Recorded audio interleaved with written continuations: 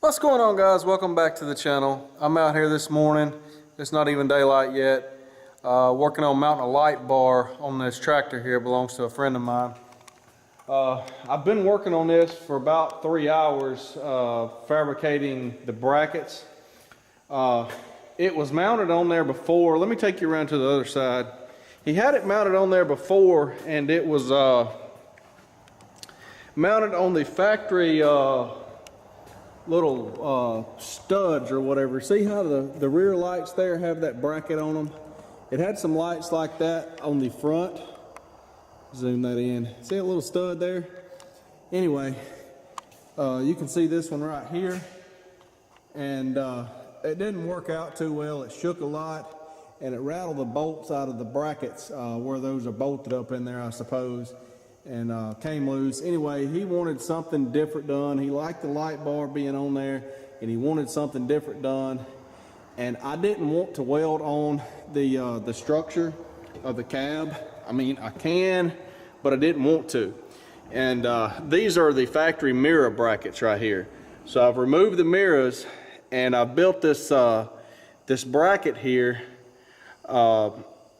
out of a piece of rectangle tubing that was 2x6 rectangle tubing right there that I bent, and then I welded a piece of flat bar on the back side of it right there, as you can see, and then I tweaked it, kept heating it and tweaking it to bend it to the angle that I needed to get up there to where the light bar is at. And bear with me just a minute, let me get up here a little better. You can see how that's in line. The mirror bracket's over here, turned out like this. It twists and comes up. It's got a hole in it right there, and then the light bar's on top. And I built it so that the mirror actually bolts on the inside of here, bolted on the inside of this bracket.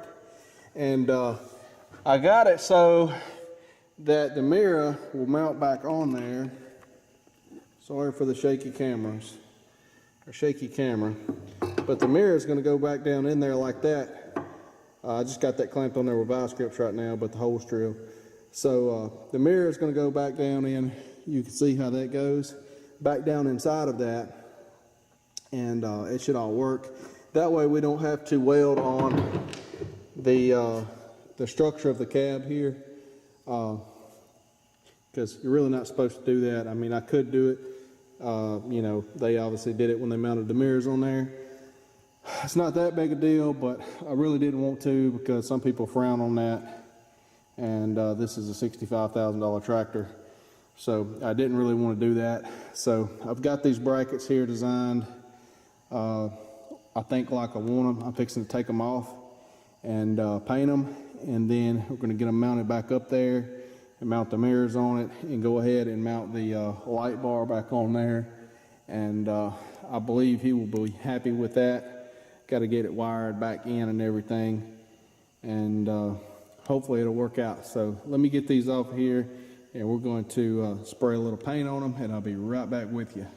All right, guys, I got the brackets painted up. I got the fan on over here blowing on them to help them dry. And I thought I'd take a minute to kind of explain a little bit more of how I went about building these. As I say, that was a piece of square or rectangle tubing. That's the rectangle tubing that I cut it out of right here. You can see that.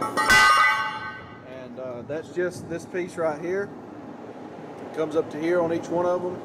The other piece is just a piece of 2" by 1/4" flat bar. And what I did was I heated it right here so that I could bend it back a little bit, and then I come up here and measured each one of them from right there to up here the same distance, and then I heated a spot about 2 inches wide right here, and I clamped this in to this sawhorse with a C-clamp, and then I put a crescent wrench on the end of it after I got this hot, so that it would twist, and I could twist the bracket the way that it needed to twist. And then it was just a matter of trial and error from that point when I got it up there. And then this end right here, after I bent it in down here, I had to bend this out slightly. You can see right here where I kicked that back out Had to heat that and kick it back this way. And you know, this is not I do it here and put it on there and it fits perfectly and all. This is you know, you got to put it up there and take it back down, put it up there, take it back down, you know, till you get it like you want it and it all fits and everything. I'll probably put these up there somewhere between 8 to 10 times. I'm not even sure. But put it up there, bend it a little bit, put it back up there, take it down, bend it a little bit, and eventually you'll get it like you want it, and they'll fit pretty good. So anyway, we're gonna wait on the paint to dry there, and then we're going to get them stuck up there and get them bolted on. So hang tight. Guys, I wanted to show you the old bracket. I happened to find one of them. This is what I was talking about a while ago, that the way it was done before is this mounted on the stud that comes out of the top of the cab there. It was extended with a piece of angle iron there, and then the factory light bar bracket was bolted on top of that like that, and just the leverage of extending that off of that little stud right there, and that light bar being heavier and it bouncing, didn't work very well. So that's why we're going to this setup here. So anyway, I just wanted to throw that in the video real quick. I wasn't sure if I was clear on what I was describing there earlier. So there's the bracket and how it was done originally, the first time the light bar was put on there. And this is the second time it's being put on in a lot better way. Alright guys, I got it all mounted up there. You can see what it looks like there. You can see how the brackets are done. Loops around the bottom of the mirror, comes up, got a twist in it, bolts in the side of the light bar on each side. I'm going to wait till it gets dark. It's done got daylight outside. I'm going to wait till it gets dark and turn it on, and that way I can adjust it up and down how it needs to be and set everything. I'll go ahead and turn it on real quick, show you what it looks like there. But I just want to make sure I get it set where it needs to be, and I'm going to lock tight the screws or bolts in the end of it, because the last time they came out on one side, he said, and I've already Loctited these nuts here on the mirror, and I'm going to put some Loctite. I'm not going to use red. I'm probably going to use green or blue or something on that. That way we can get it back off if need be. But yeah, anyway, I got it wired up and everything. So let's turn the lights on and we'll see what it looks like here. Let's see. I don't think. Yeah, you got to have the key on. No, you don't. Just the light switch there. So you can see what that looks like there on the shop door.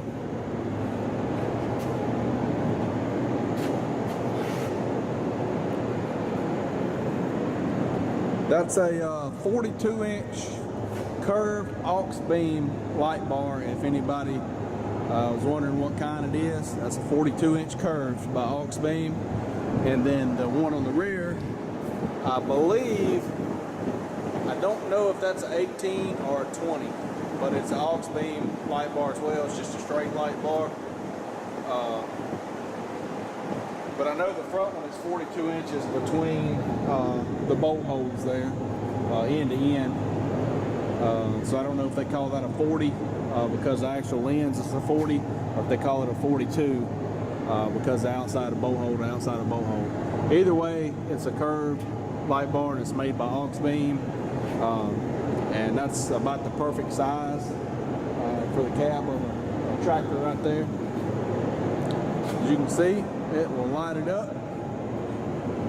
Hop up in the tractor here, shine on the wall or the door. You can see the light spot right there. So if you turn around, you can see the one on the back of the shop right there.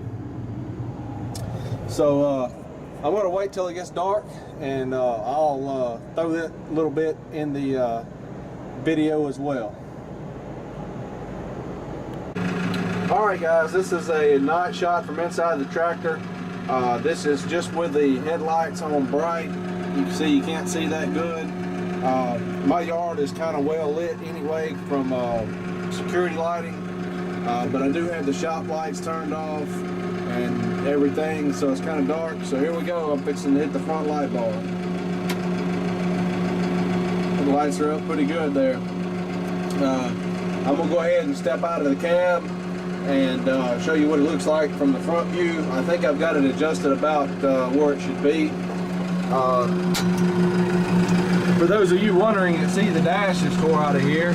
I'm in the middle of putting a new evaporator core in here as well. The evaporator core had a leak in it and leaked all the Freon out, and so we have one of those on order, just waiting on it to come in, and I want to go ahead and put the light bar on in the process. So here we go.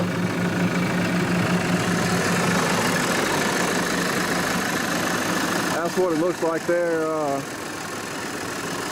At night you can't hardly see. Let me back over this way. Yeah, I know you can't tell much about that at all, but anyway, it's pretty bright there. It's got the whole yard lit up. That's all the way in the shop. The shop is 40 feet deep, and I'm probably another 40 foot from it. So that's a good 80 foot in there to that back wall. And you see what that looks like. It's lit up pretty good. So anyway, let me pull over here. I'll pull over here and get one more shot. Alright guys, here's one more shot for you from the back. With the, you can see the factory corner lights there, and then the light bar on the back. Of course the front's got it all lit up over here.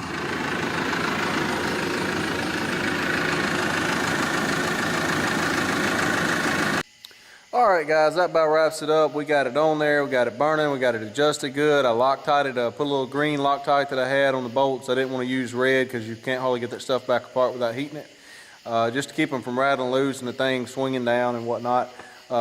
Anyway, I'm very happy with the way that it turned out, and I think my friend that owned this thing will be too.